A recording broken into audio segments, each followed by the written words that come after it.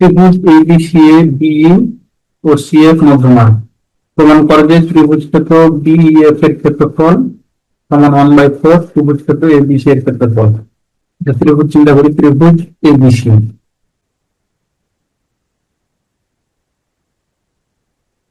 তাহলে ধরলাম ত্রিভুজ এবিসি।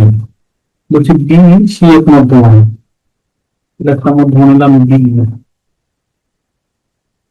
বি সিএফ মধ্যমান তার মানে হচ্ছে ই হচ্ছে এস এর মধ্যবিন্দু, এফ এ বি এর মধ্যবিন্দু। আমরা সিএফ অঙ্কন করবো না, আমরা ই এর যোগ করবো। তাহলে আমরা লিখি, মনে করি ত্রিভুজ A B C A BE ও ই এর দুটি মধ্যমান।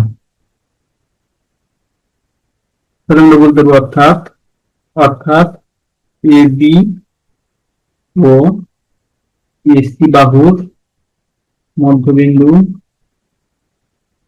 এ বি এর মধ্যবিন্দু দেখি যথাক্রমে এ বি এর মধ্যবিন্দু এফ ও এসি এর মধ্যবিন্দু ই। প্রমাণ করতে হবে যে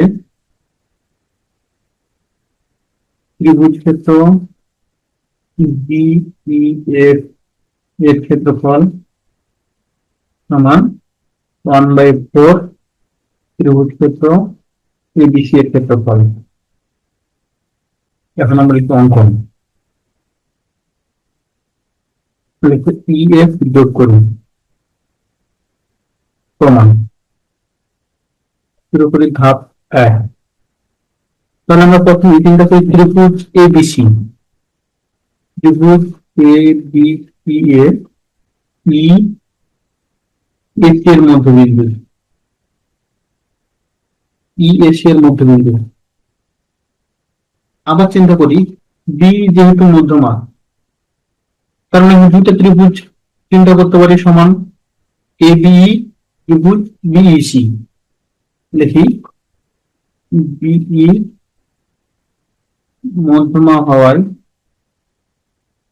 বি মধ্যমা, তার মানে এখানে দুটো সমান ত্রিভুজ হবে। একটা ত্রিভুজ এ বিই, একটা ত্রিভুজ বিইসি। এখানে দুটো সমান ত্রিভুজ পাবো। এটাকে অন্যভাবে বলতে পারি ত্রিভুজ ক্ষেত্র এ বিই এর ক্ষেত্রফল সমান হাফ ত্রিভুজ ক্ষেত্র এবিসি এর ক্ষেত্রফল। মিশাই দিই। এখন লিখি ধাপ 2। এবার আবার চিন্তা করি এফ এ বি এর মধ্যবিন্দু। এবার এই ত্রিভুজটা লক্ষ্য করি, ত্রিভুজ এ বিই, এই ত্রিভুজের ক্ষেত্রে ইএফ মধ্যমা। ইএফ মধ্যমা মানে এখানে দুটো সমান ত্রিভুজ পাবো। এভাবে লিখি ইএফ মধ্যমা হওয়ায় ত্রিভুজ, দুটো ত্রিভুজ কি পাচ্ছি, একটা পাচ্ছি বিইএফ, একটা এইএফ। তাহলে ত্রিভুজ ক্ষেত্র বিইএফ এর ক্ষেত্রফল সমান হাফ ত্রিভুজ ক্ষেত্র এ বিই এর ক্ষেত্রফল।